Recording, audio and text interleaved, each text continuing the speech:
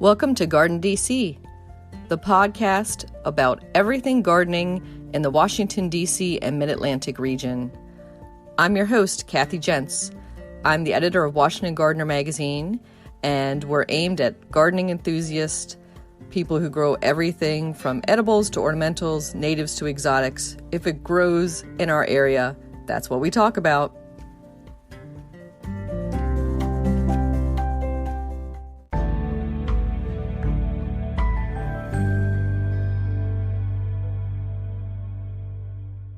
This week on the GardenDC podcast, we're joined by Bennett Saunders, General Manager of Saunders Genetics in Virginia. Welcome, Bennett. Thank you. It's a pleasure to be here. Great. And what Saunders is most known for, I think, are boxwoods. So that's going to be the big topic of our conversation today, is everything boxwood.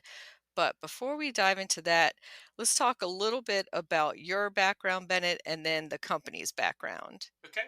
Well, I have been a part of the business since I was just a young child.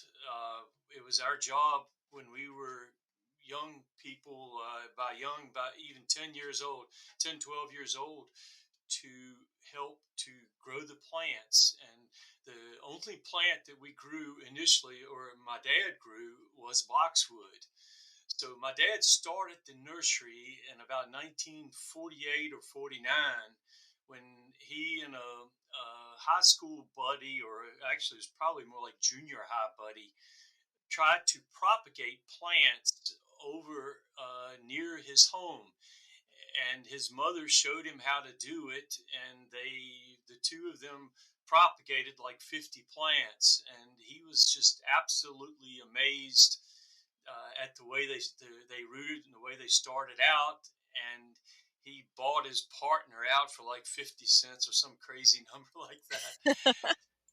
And then that was the beginning of his interest in growing boxwood. We have photos of him 1948, 49 with a nursery, and he started growing plants.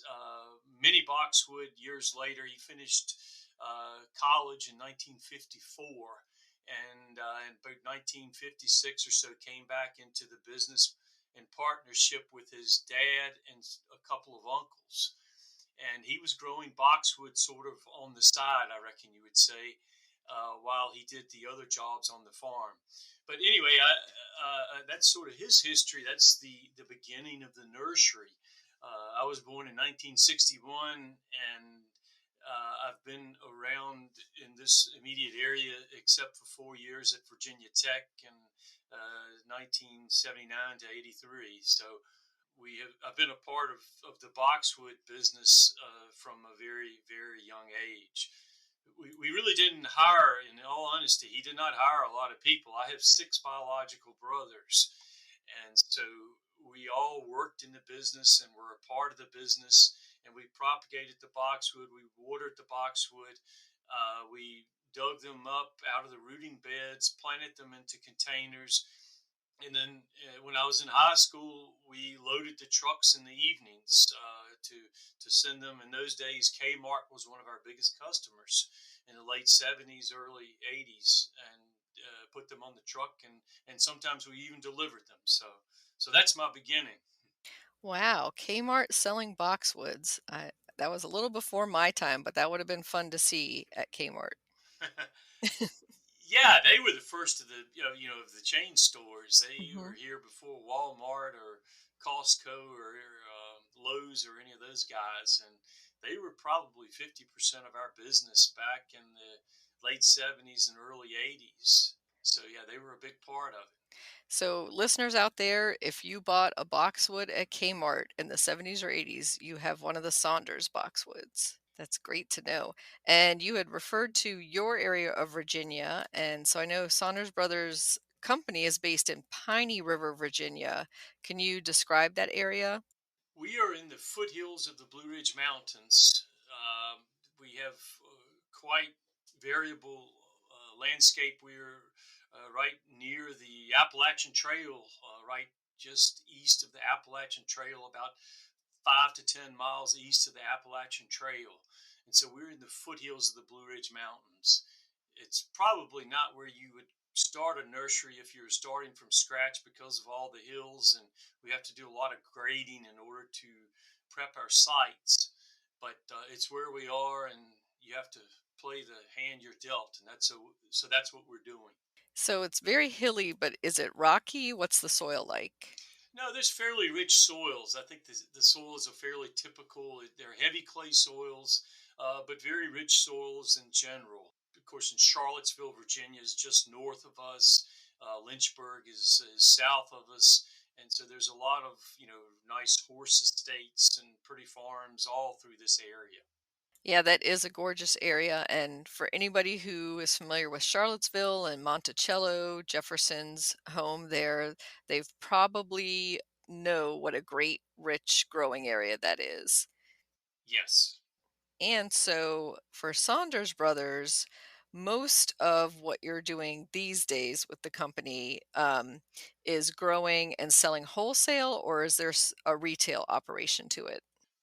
Probably about 99% of our business is wholesale because historically we've been very remotely located. We have started an online business just recently, Saunders Brothers Farm Market. And so we do sell a few plants through our farm market, particularly our boxwood. And earlier this year on the GardenDC podcast, we had Paul Westervelt talking about all types of annuals, and he's also with Saunders Brothers. So that tells you that your plant family, what you offer, has greatly expanded from those early days of just boxwood. So can you talk about some of those other offerings? Yes, well, our nursery, I told you we started out just boxwood, but then we expanded into a lot of different plants, azaleas, rhododendron, and we grew white pine, hemlock way back. But now we're very heavy into all types of annuals and perennials. You mentioned Paul Westervelt. He is our expert on all of those, what we call color items. We also now grow a lot of flowering shrubs, particularly hydrangeas are really, really popular right now. And we grow a few trees as well as some other woody ornamental plants. So we grow pretty much a full line of plants, and our company now distributes to mainly to independent garden centers all throughout the Mid-Atlantic area. So our base is our biggest part of our business is within about 200 miles of Washington, of the capital. And that coincides pretty well with this Garden DC podcast audience. So perfect. And I like the phrase color plants, so for the annuals and perennials, but that implies that boxwood don't have a color. So there's a definite green color, but that does bring up the whole separate side issue. Um, if you are familiar with the term of green blindness.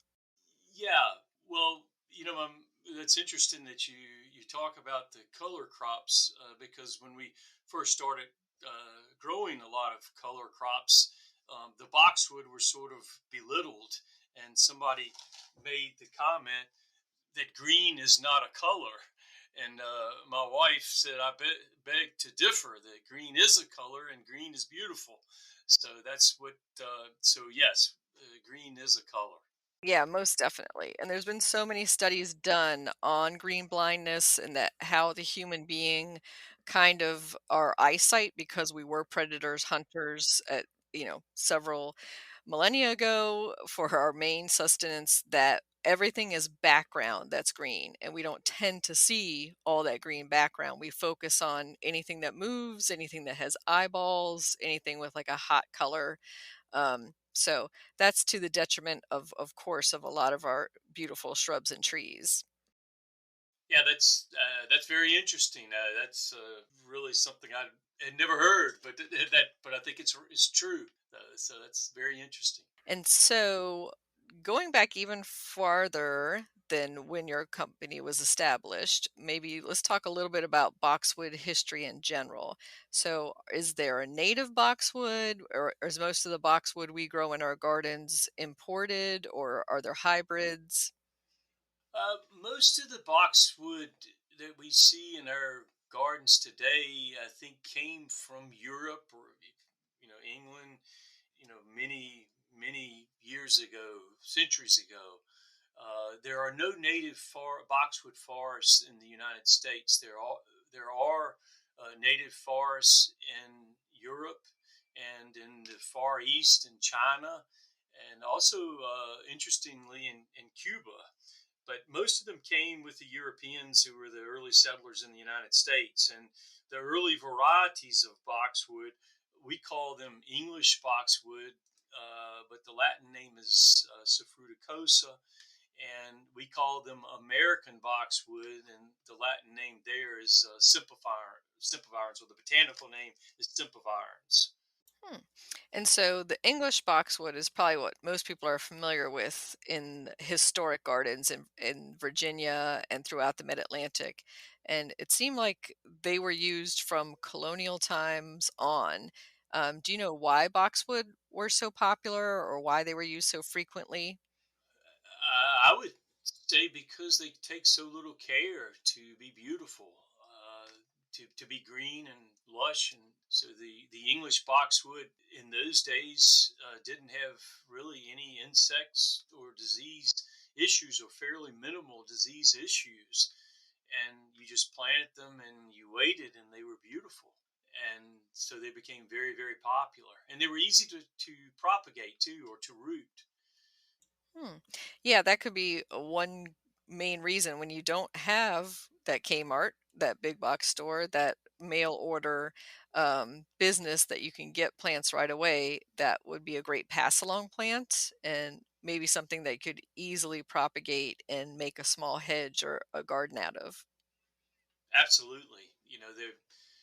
There were, before the nurseries came along, that's the way they were spread, and they were very, very popular, and spread rapidly. When people moved into the towns, and they saw their neighbors had a beautiful hedge, and so the neighbor would propagate boxwood just like I described the way my dad did, and they would create new plants for a new hedge. It was very, very simple. Hmm. And maybe we can go into a little bit of that propagation just for anybody who might want to do that at home. Can you do that with any kind of boxwood, or is there a particular boxwood that's easier to propagate? Well, all boxwood vary in their ease of propagation. The English boxwood happens to be one that is very easy, and thus it probably contributed to its popularity. But to propagate boxwood, it would be very simple to just in a area with a little bit of sand in it. I think is good for the drainage, and you could put just like 2x6s up on end in a box, let's say 2 feet by 4 feet wide or so, and then have some sort of a cover over it to protect the tender cuttings. And then you would take a cutting of probably 5 or 6 inches long. You would strip off the bottom of the leaves, and I mean, like half the leaves you would strip off, and then you would put that into some sort of a rooting hormone, which it is not 100% necessary, but it accelerates the rooting.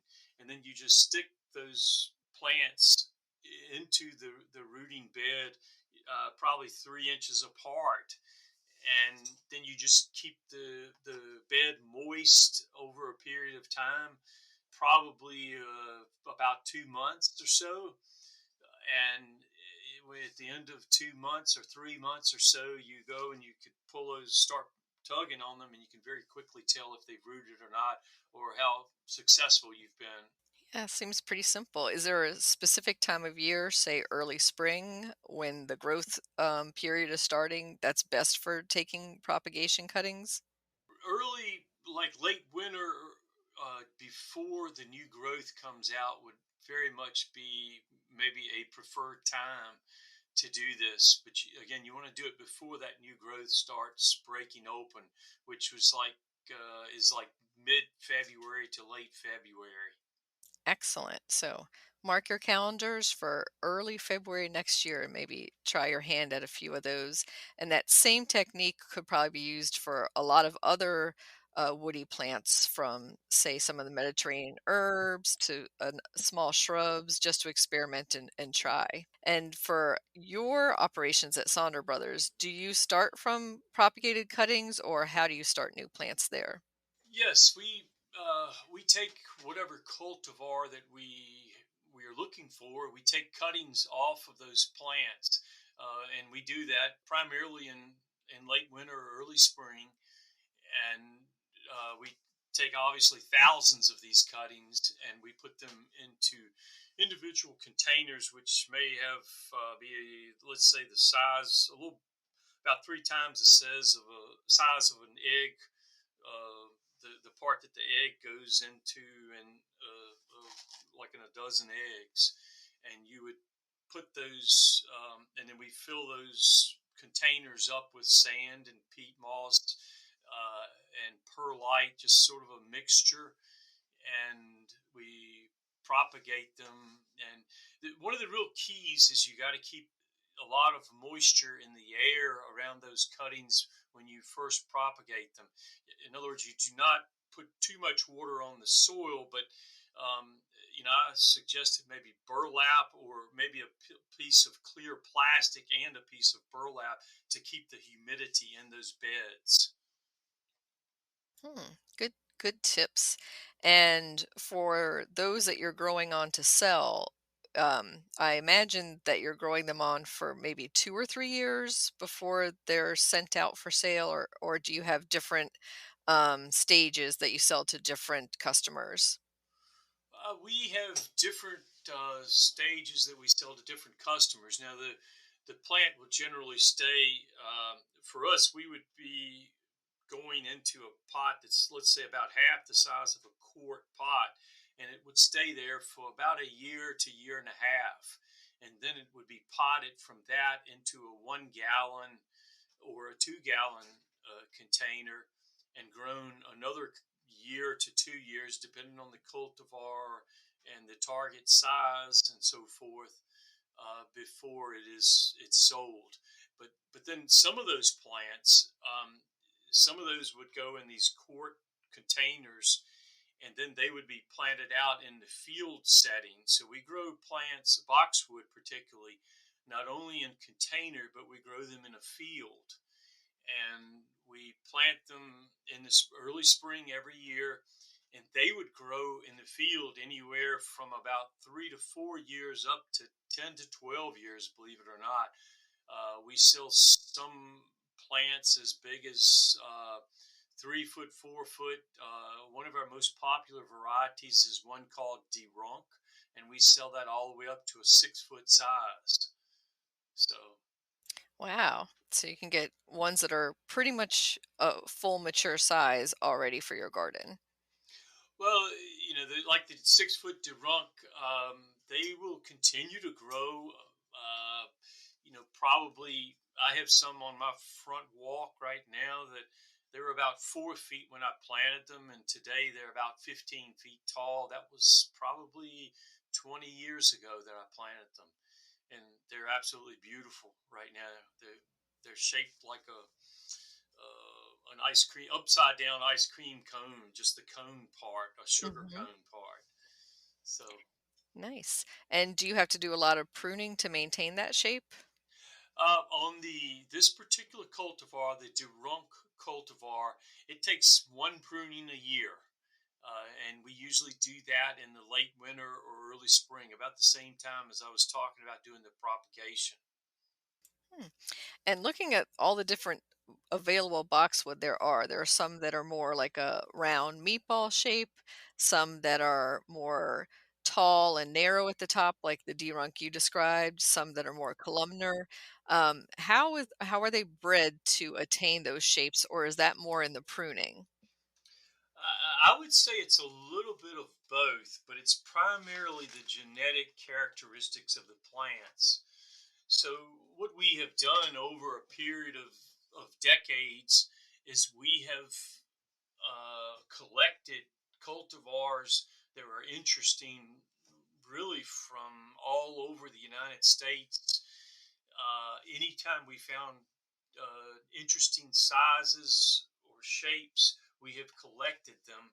And the ones that best fill the need for whatever shape that we are looking for, we would grow that. And usually they would have a name, obviously, and then we would propagate, and everything that you propagate from that plant would should be true to name and should grow exactly to the same size and shape as that mother plant.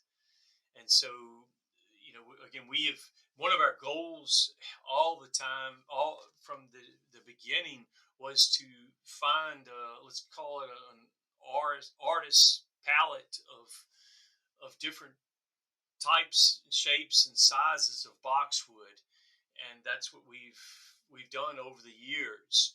Um, but unfortunately, it's sort of the next chapter is in 2011, Boxwood Blight came into this area, and it took out a lot of the varieties that we were growing then. We found were very, very susceptible to the Boxwood Blight. And so we've quit growing probably about half of those varieties, or at least cut production severely because of this blight disease. That does bring up the topic of some of the issues that you can have growing boxwood. In addition to the blight, they are known to be deer resistant, and they don't seem to have many other animals that like to chew on them. But I have heard of deer recently starting to like chewing on boxwood. Hope Yeah. not. So we're hoping that they don't develop that taste. But some of the other issues they might have besides the blight. Mhm. Probably the biggest issue outside of blight is the boxwood leaf miner. And the boxwood leaf miner is an insect that is in the adult stage every year in the Mid-Atlantic area in late April or early May, and the adult comes out at that point, and they mate, and they lay, and they're only alive for 3 or 4 days, and they lay their eggs in the new growth and and the plants, the new growth that's coming out, the very tender new growth. And so the leaf miner then larva grows just under the epidermis of the cells there, just right underneath. And you can actually peel a piece of the leaf off and you can find them, but you don't really see them until fall of the year because they're growing all during the summer and fall. And then in the late winter, early spring, they get really big and they get an orange look before they pupate, and then they turn into the adults then again in late April. But they can really blister the leaves, and they can make the plant really, really unattractive, and even cause the plant to defoliate and even kill the plant in extreme circumstances. So that is a really, really big problem with some boxwood. And are there any varieties that are particularly resistant to the leaf miner? There are, and that is in the early 2000s. Saunders Brothers was a number of the cultivars that we were growing then showed proved to be really susceptible to the leaf miner, and so we went and did some research and found some cultivars from the National Arboretum in DC and from Blandy Research Farm over in Winchester. We found some cultivars that showed better resistance, and we brought those cultivars to our farm, and we are continuing to experiment with these cultivars and find the ones that show the most resistance to the boxwood leaf miner. And we've taken that a step farther in the last 3 or 4 years, and we are actually breeding boxwood ourselves now, trying to find plants that have natural resistance to the leaf miner and to blight. I might add that the leaf miner is a huge pest because, well, it's actually fairly easy to kill, but the best materials to use are the neonics, and the neonics have, come very much into disfavor recently, and for obvious reasons. And so we're trying to get away from that, and more importantly, we're trying to give the homeowners plants that they do not need to spray. Going back to the old English boxwood, I told you that's the reason why people like the English boxwood, is because it didn't take a lot of care. And so we're trying to find other plants or other varieties of boxwood which also don't need a lot of care. Hmm. And I know that you are involved, you said for the last few years, with Saunders Genetics. Can you talk about that aspect? Yes, when Boxwood Blight hit in 2011, there was a huge void of information and answers to boxwood. And boxwood then and still is, as far as I know, the number one woody plant that is sold throughout the United States. And so, the growers, Saunders Brothers, everyone was growing all kinds of boxwood and selling them. But then this blight came along, and it turns out that the most susceptible cultivar ends up being the English boxwood, the one that you were saying was the most popular, and it was. And so we learned very, very quickly that we have to get away from that variety, but we did not have a lot of other cultivars to go to. And so we started looking, and there were just no answers. And so we finally took it upon ourselves to find cultivars and to breed cultivars which would be more insect and disease, show more insect and disease resistance, as well as what we call the wow factor, which means you just see it in the landscape and you say, wow, that's a cool looking plant, I want one of those. And so we're really looking though for, the package plant, one that has all of these characteristics: insect and disease resistance, easy to grow in the nursery, and just a great overall plant is our goal. Hmm. And so one of the introductions that you've done in the last few years is the new Gen Boxwood Collection. And so there are two in that currently, correct, that are available to the public: New Gen Independence and New Gen Freedom. That's correct. Yeah, we've found two varieties that we feel offer the attributes that I just talked about. We call them solution boxwood, that they have good insect and disease resistance, and they're good looking plants, and they don't require a whole lot of babying. They do, just like all boxwood, they're prettier if you prune them once a year. You give them a light pruning once a year, usually in the late winter or early spring, and they can be absolutely beautiful plants if with proper care. You got to do all the other things that you have to do with any plant, like have the right nutrients in the ground and the right pH, and you cannot plant them on real wet ground. But if you do the most basic horticultural procedures to prepare your site, they usually do very, very well. And I do want to circle back to pruning a little bit. So when people hear pruning, they might think, is it shearing the overall shrub for the shape and size, or are you going in and pruning out whole limbs all the way back to the trunk? There's a little difference in what people believe. We we like shearing, but not shearing real tight, just sort of shaping the plant a bit, but not pruning it real heavy.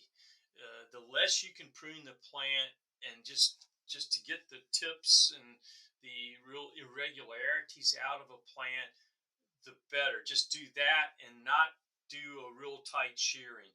A real tight shearing makes the plant more susceptible to boxwood blight, because the boxwood blight thrives in areas where there's high humidity, where there's not a lot of air movement.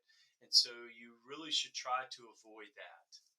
And it becomes really dense, I imagine, in the middle and doesn't allow very much sunlight and air circulation. Exactly. And then the closer it is to the ground, the more susceptible it's going to be to boxwood blight, because the fungus travels by infected leaves that fall on the ground, and the rainwater splashes, or a real drenching heavy rain splashes the spores up into the lower leaves of the plants, and then it will then sort of climb its way up into the top of the plant.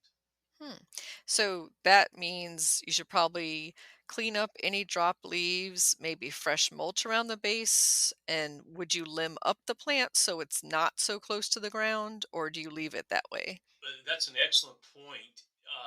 The For the American boxwood, some people have done that, have cut some of those bottom limbs to prevent, or it helps with boxwood blight, because the boxwood blight can't splash up into those lower limbs. Unfortunately, we're talking cultivars too. English boxwood, we think, are a thing of the past. We are not propagating any English boxwood anymore, for two main reasons. One is because they are the most susceptible plant, boxwood, that we grow to blight. And number two, it's very, very difficult to replant English boxwood where you've pulled out English boxwood. I said difficult, I say it's impossible is a better word there. When you pull up an English boxwood, you cannot replant an English boxwood behind it. And so we're trying to get away from English boxwood, and we don't even offer them anymore. That's good advice. So if you have older English boxwood that are failing and want to pull them out, you're going to replace them with one of the new cultivars. And if you've inherited a garden full of old boxwood that might be huge and overgrown, what are your first steps there, Bennett? I reckon if you start out with big boxwood, I reckon obviously it is the decision of the homeowner or the gardener to, if they don't like that look. And I think people, in all honesty, hold on to gardens too long sometimes, particularly the English boxwood that their grandmother propagated, 50, 100 years ago. I think gardens need to be renewed, particularly intensive gardens need to be renewed from time to time. And if they're not renewed, they succumb to insect and disease issues, and they're just not real nice to look at anymore. And it's partly dependent upon the cultivars and so forth. I don't know if you know it or not, but we helped we provided the plants for the renovations of the Rose Garden in DC last August, a year ago, 14 months ago. And that garden was old, and it was tired. It was time. They'd lost some of the English boxwood up near the Oval Office, and they had replanted with other cultivars, different cultivars, and some of those cultivars were really susceptible to leaf miners. So they had leaf miners in some, and some were old and ragged looking. And they just finally decided that they were going to do a wholesale change in the plants in the rose garden, which they did, and I think it turned out fabulous. Back to your original question, what do you do if you can renovate a garden? I don't think an English boxwood, though. I would not recommend trying to renovate an English boxwood. An American boxwood or a Buxus I think you can cut that way back and let it regrow. And sometimes I'd say oftentimes it will turn out looking nice. So Great advice. And so the rose garden you're referring to, of course, is at the White House. And there's a little bit of controversy in some groups about that garden renovation. But I think a lot of us horticulturists, whether we're on one side of the political spectrum or another, we all agree that that garden was in need of a serious renovation. yeah, I totally agree with that. We have actually, my dad supplied plants there in 1962 to Jackie Kennedy to the original plant parterre garden there. The Jackie Kennedy had done, and then we have been up there and we supplied Justin Brower. They used in the 1980s as their variety of choice for the parterre gardens, and they have renovated and tried to replace it on a piecemeal basis several times, and it always looked okay, but never really good. But I think what they did this time was, the wholesale renovation. I think was a very wise choice, given the fact that there was all these different cultivars and it just didn't look good. It didn't come together nicely, and it was not an attractive garden. Hmm. And when you were working with them, that's with the National Park Service that oversees the grounds of the White House, correct? That's correct. That's who we were working through throughout the process. Yes. Mhm. So let's turn in our last few minutes to some of the fun and cool types of boxwood that you can add to your landscape. And one of my favorites is Elegantissima. And that is one with a creamy white edge to the leaves. So it's more of like a variegated look, and kind of a mid-size, right, boxwood. It's not one of the dwarfs and it's not one of the big ones. It kind of stays mid-range. Yes, that's correct. Elegantissima is an absolutely beautiful cultivar. I love Elegantissima myself. The only issue with Elegantissima is that it is susceptible to the Boxwood Blight, and so we're getting away from growing Elegantissima. In the last 6 or 8 years, our numbers have decreased drastically. New Gen is looking at some cultivars that are showing really good resistance. So with time, if you stay tuned, I think we're going to have some answers to that. There is one variegated cultivar boxwood called Golden Dream, which is very resistant to blight. That shows a lot of promise, and that's a very nice cultivar, but it's a larger cultivar than the Elegantissima. Hmm. And so it's more of like a chartreuse color to the leaf, or is also variegated? It's variegated. It does. The only thing I don't like about it is that it turns sort of an orangey look in the winter. The Golden Dream, and I don't like that. I do notice some evergreens. I'll see that on some cedars and stuff, and people will point those out to me and say that that shrub is dying or sick, and I'm like, no, that's the way it goes. Yeah. It makes that kind of orange haze to the look in the late part of the winter, and I kind of Yes. like it sometimes. It's different. I was going to bring up in our last episode of Garden DC, we were speaking with Dumbarton Oaks and that historic garden. And when I visited there recently, I noticed signs in certain parts of the gardens that said, please do not touch the boxwood. Don't like rub up against it.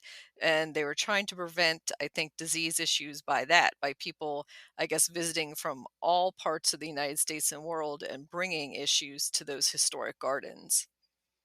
Yes, it's been a huge issue with boxwood in the last few years. The boxwood blight, which is an invasive species disease, and even recently there's a moth that feeds on boxwood called the boxwood tree moth, and so it's just now there's a few of them in the United States, and hopefully, it'll be many years before it shows its face. But you definitely need to be careful when you're walking in gardens. To particularly if you've been traveling a lot and you've been in plants, so that you don't spread the insect and disease issues. Yeah, I don't think that's something that many gardeners or garden visitors would be aware of. So that's a great point. And I was also thinking in particular of the upcoming holiday season. And a lot of us use boxwood cuttings for holiday decorations. So, is there any precautions we should have about passing those on to others from our garden? Quite honestly, I would be very careful how you do that. How you it was it's a fairly I think that some of the people are fairly Sure, the Boxwood Blight got to Colonial Williamsburg through wreaths. That the wreaths were actually taken maybe from North Carolina and shipped into Williamsburg, and somebody put the wreath underneath a boxwood in their backyard. And a year later, the blight was showing, or not even a year, but several months later, the blight was showing up in that plant. So, quite honestly, because of the issues we're dealing with today, as much as I love boxwood wreaths, we're trying to maybe discourage some of that. Maybe if you do it for your own, for yourself, for your own front door, that's fine. But to share it across town, you might be sharing the boxwood disease and insect issues. And so if somebody sent you some boxwood wreath or greenery or that sort of thing, you would definitely not want to compost it in your garden, I would imagine, or add it anywhere like as mulch or anything like that. Yeah, I would definitely say that's true. I would, when you finish with it, I would put it. This might not be uh, the best thing to do, but to put it in a plastic bag and not turn it into mulch. Yes, put it in a plastic bag and make sure it goes to the dump. Hmm. Yeah, sad, but I think we should be erring on the side of caution if this is such a prevalent disease. And if you don't already have the blight issue, you definitely don't want it. Yes. So I might add that what we are. I've talked a lot about Boxwood Blight, but Boxwood Blight is going to soon be a managed disease, just like any other diseases that we're taking care of in our gardens. And there's going to be some.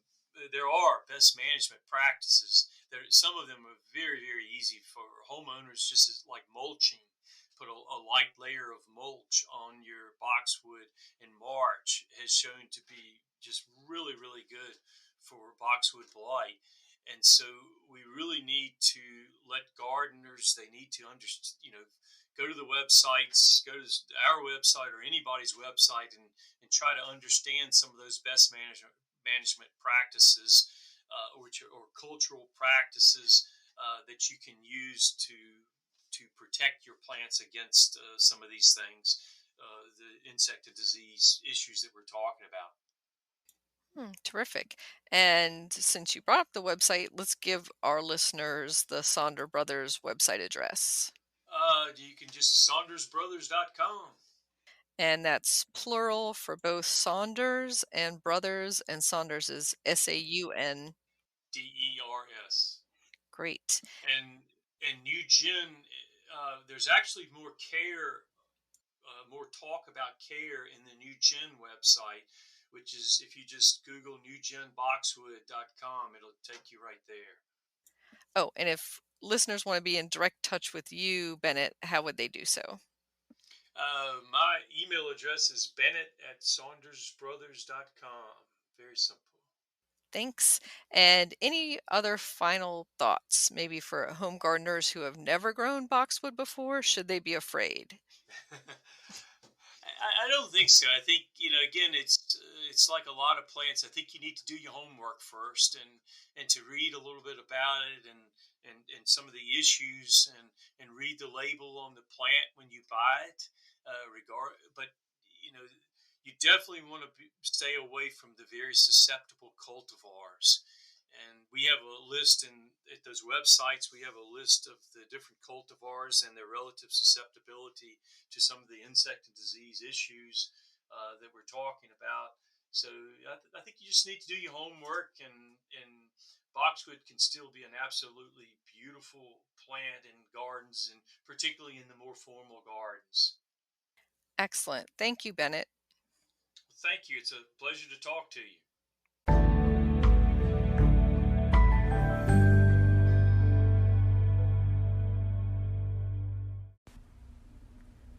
Hardy Begonia Plant Profile.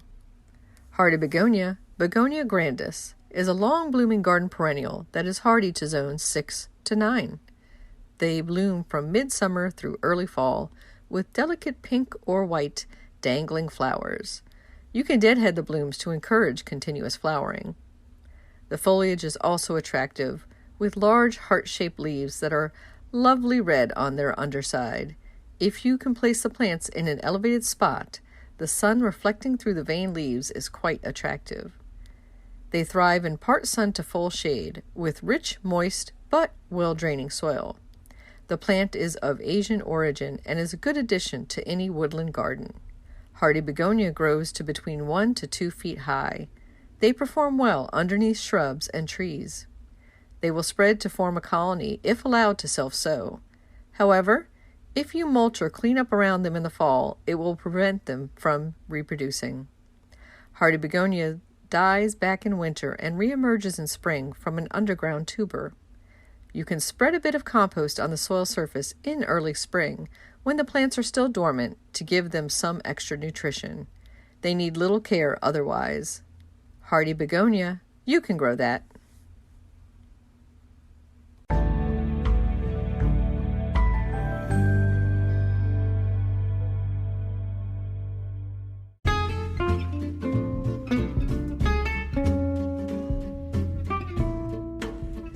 What's new in the garden this week? Well, over at the community garden plot, we're already harvesting the spinach.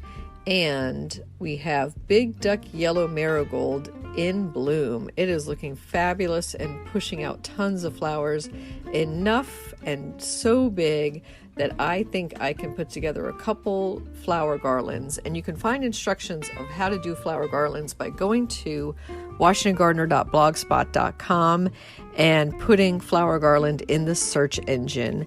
I like to use marigolds especially for this because they're so abundant this time of year, and you can use them to celebrate Diwali, the Hindu festival of lights. You can use them for the Mexican Day of the Dead, or just as a floral decoration hanging over a mantle. And they dry so well too. Fresh, they're beautiful, but dried, they're also just as lovely. So some upcoming events in the area. I have 2 talks that you can register for now. One is for Brookside Gardens, and it is on Thursday, November 4th at 6:30 p.m. Eastern Time. There's nominal fee to register for that, and you can do so at Active Montgomery. The topic is getting your garden ready for winter. So we're going to go over all those necessary tasks and some of the tasks you don't even need to do. So I'll give you a do not do list as well. The next talk I have is that following day, and that's Friday, November 5th for Homestead Gardens, and you can register for that at homesteadgardens.com under the upcoming event tab. The topic for that is caring for seasonal plants and holiday gifts. So if you are giving a plant this holiday season, or getting a plant, or you've had a poinsettia or Christmas cactus and didn't know how to get that to rebloom, we'll be covering those topics. So everything holiday plant related in that conversation. And then there's an upcoming conference that you might want to register for, and that's taking place December 8th through 10th. The first 2 days are virtual, and then the third day we'll have some live regional field days in the Maryland, Virginia area. And that's the Chesapeake Conservation Landscaping Council's 9th annual Turning a New Leaf Conference. And you can find out more about that at chesapeakelandscape.org. And so that's all about this year normalizing sustainable practices and working collaboratively to ensure diversity, equity, and justice in the field of conservation landscaping. So it should be a really fascinating conference and field days. Happy gardening!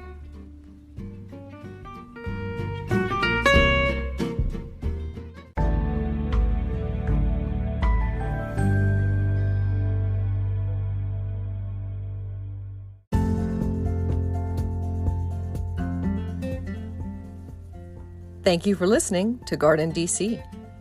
You can become a listener supporter for as little as 99 cents a month by going to anchor.fm/GardenDC/support. Another way to support this podcast is to subscribe to our monthly digital publication, Washington Gardener Magazine.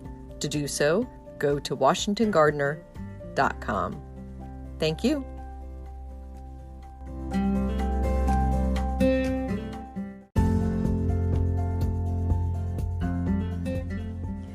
You can find Washington Gardener online at washingtongardener.com, on Twitter at WDC Gardener, on Instagram at WDC Gardener, and on Facebook.com at Washington Gardener Magazine.